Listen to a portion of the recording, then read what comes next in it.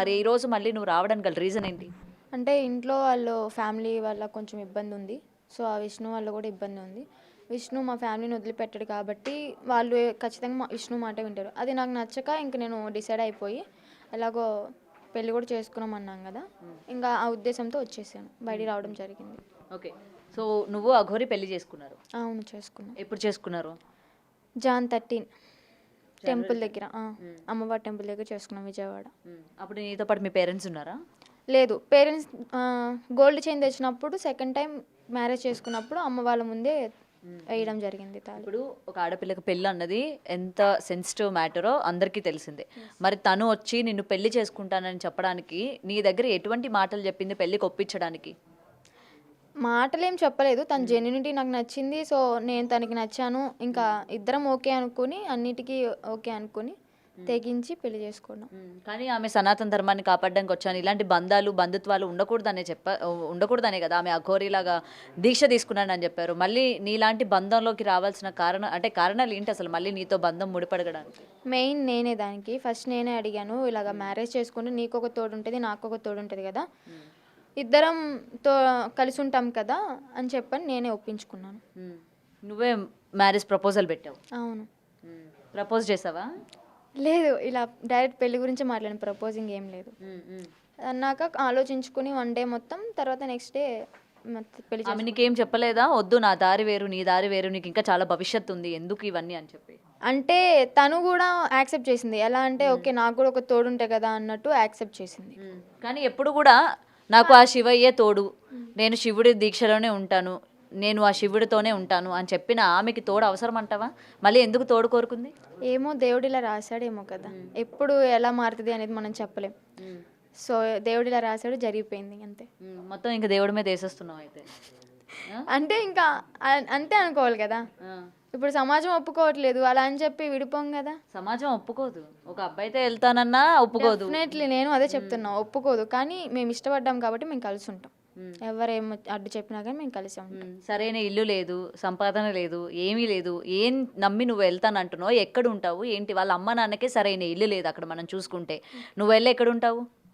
సర్వస్వం తనే అనుకున్నప్పుడు తను ఎలా అయితే బతుకుతున్నాడు నేను అంతే బతకడానికి సిద్ధపడ్డాను.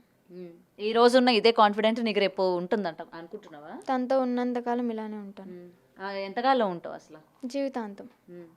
ఇవాళ అందరి సాక్షిగా పెళ్లిళ్ళు చేసుకున్న వాళ్ళే 2-3 రోజులు 2 సంవత్సరాలు కూడా ఉండలేకపోతున్నారు. జీవితాంతం నువ్వు ఎలా ఉండగలుగుతున్నావు? మేము అందరి సాక్షిగా పెళ్లి చేసుకోలేదుగా, మా మనసులు కలిసినాయి కాబట్టి పెళ్లి చేసుకున్నాం. అంటే పెళ్లి చేసుకున్న వాళ్ళ మనసులు కలవకుండానే పెళ్లిళ్ళు చేసుకుంటున్నారా? అంటే కొన్ని ఇష్యూస్ వాళ్ళు అర్థం చేసుకునే దాన్ని బట్టి ఉంటాయి. మేము ఎన్ని గొడవలు పడ్డా కానీ చిన్న చిన్న గొడవలకి విడిపోయేంత స్థితికి అయితే రాము. జీవితాంతం ఇంత షార్ట్ టైంలోని అంతలాగా ఎలా నమ్మేవమ్మా? మొత్తం కూడా అతనే నాకు ఇంకా అన్నట్టు మాట్లాడుతున్నావు.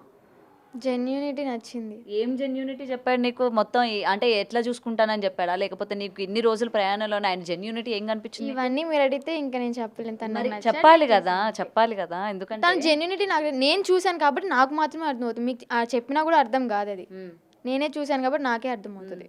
మాకెవ్వరికి కనబడని జెన్యూనిటీ, ముఖ్యంగా ప్రజలకి కనబడని జెన్యూనిటీ నీకెక్కడి నుంచి కనిపించింది? తనలో నుంచే కనిపించింది. తను ఉన్న యా అంటే అబద్ధం చెప్పలేదు, ఏమీ లేదు. తన ఫీలింగ్స్ అని నాతో షేర్ చేసుకున్నాను, తన విషయాలన్నీ షేర్ చేసుకున్నాను, పర్సనల్ విషయాలు నేను అంతే షేర్ చేసుకున్నాను. సో ఓకే అనుకున్నాను. గ్యాప్ లో వాళ్ళ ఫ్యామిలీ మెంబర్స్ ఎప్పుడైనా మాట్లాడించారు నీకు? ఇంటికి కూడా వెళ్ళాను నేను. ఇంటికి కూడా తీసుకెళ్ళారు? యా, పెళ్లి చేసుకున్నామని చెప్పాము, ఆశీర్వాదం తీసుకున్నాం, వాళ్ళు ఓకే అన్నారు. ఓకే నీకు ఒక తోడు దొరికింది కదా, హ్యాపీ, నిన్ను చూసుకోవడానికి ఒక అమ్మాయి ఉంది అని వాళ్ళు హ్యాపీ ఫీల్ అయ్యారు. వాళ్ళ పేరెంట్స్ అందరికీ తెలిసి అయితే అబ్జెక్షన్ ఎవరు చెప్పలేదు? లేదు. నెక్స్ట్ ఏం చేయబోతున్నావు ఇప్పుడు? నీకు 23 years, లైఫ్ మీద ఒక గోల్ అన్నది ఏం లేదా నీకు అసలు? ఇట్లా నేను ఉండాలి, ఇలా సక్సెస్ అవ్వాలి, మనీ సంపాదించాలి అని చెప్పి గోల్ అంటే ఉండేది ఒక 4 months బ్యాక్. ఇప్పటి నుంచి ఏం లేదు, తనని మంచిగా చూసుకుంటే చాలు. తనని నువ్వు చూసుకుంటావు, తన కార్లో తిరుగుతా అంటే నువ్వు క్యారేజ్ కడతావా? అయ్యో అలా కాదు, వంట అవును అంతే కదా, వంట చేసి పెడతాను మంచిగా. తిన్నాను చెప్పింది కదా మరి, అఘోరి భోజనమే తిన్నానని చెప్పింది. భోజనం తింటుంది కదా, నేను వచ్చిన దగ్గర నుంచే పప్పు అన్నం తింటుంది కొంచెం అంతే. మరి ఆ మధ్య గుడిలో మంచిగానే తినింది, కూర అన్ని వేసుకొని బాగా తినింది కదా మరి. ఏ గుడిలో? గుడిలో కిందన భూమి మీద అన్నం అది వేసుకొని తినింది కదా మరి. అంటే నేల మీద తింటాను అని చెప్పింది కాబట్టి నిరూపించుకోవడానికి తింది. ఇప్పుడైతే నాకు తెలిసి పప్పు అన్నం లైట్ గా తింటారు అంతే. ఇప్పుడు ఇదే లైఫ్ అనుకుంటున్నావు? ఆమెకి వండి పెట్టుకుంటా చేసుకుంటా, ఆమె కారులో ఎక్కడికి తిరిగితే అక్కడికి క్యారేజీలు మోసుకుంటా తిరుగుతాం. మీరు ఒక పని మనిషిలా చెప్తున్నారు, కానీ నేను ఒక భార్యలాగా చూసుకుంటున్నాను అంతే. భార్యలా చూసుకుంటున్నావు, ఆయన భర్త అనుకుంటున్నావు. ఎస్. ఆయన ఒక ట్రాన్స్జెండర్ అంటారు సమాజం, ఏం చెప్తావు? ఎవరెన్నైనా అనుకోండి, నాకు నా ఇదిగా మాత్రం తను ఒక బాయ్లా చూసుకున్నాను కాబట్టి నాకు బాయ్. బాయ్లా చూస్తున్నావు, బాయ్లా చూస్తున్నావు. ఒక భర్తలాగా, భర్త అంటే బాయ్ అయితేనే భర్త అని పిలుస్తాను. కానీ ఆయన బాయ్ కాదు కదా.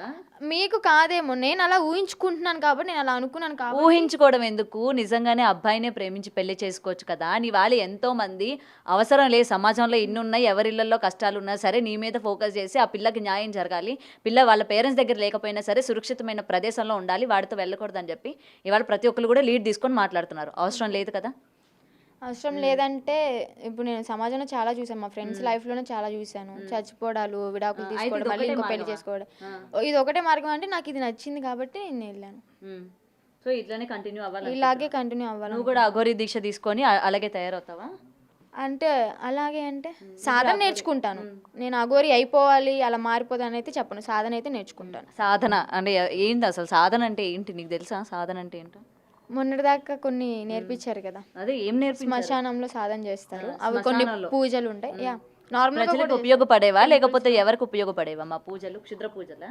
క్షుద్ర పూజలు అలాంటివి ఏం చేయమండి, మనుషులకు మంచి జరిగేదే మేము చేస్తాం. శ్మశానాల్లో ఎట్లాంటి పూజలు చేస్తారు? అవి శ్మశానంలో సాధన చేస్తారు. శివయ్య శ్మశానం దగ్గరే ఉంటాడని ఎలా అంటారో, ఆయన ఉంటాడు కాబట్టి, ఆయన ఉండేది మాకు గుడి కాబట్టి అక్కడికి వెళ్ళి సాధన చేసుకుంటాం. క్షుద్ర పూజలు అలాంటివి ఏం చెయ్యం, చేతబళ్ళు అలాంటివి. ఓకే, సో ఇవన్నీ చేస్తారంటారు. ఫైనల్గా అఘోరితోనే ఉంటానంటావు అయితే? ఎస్, ఫైనల్గా అఘోరితోనే ఉంటాం. ఓకే, సో నీ గురించి మాట్లాడే వాళ్ళకి ఏం చెప్తావు మరి? ఫైనల్గా నీ గురించి ఇట్లా జాగ్రత్త తీసుకొని అలా కుటుంబం దగ్గరికి పంపించండి అమ్మాయిని అని చెప్తున్న వాళ్ళకి ఏం చెప్తావు మరి ఫైనల్గా?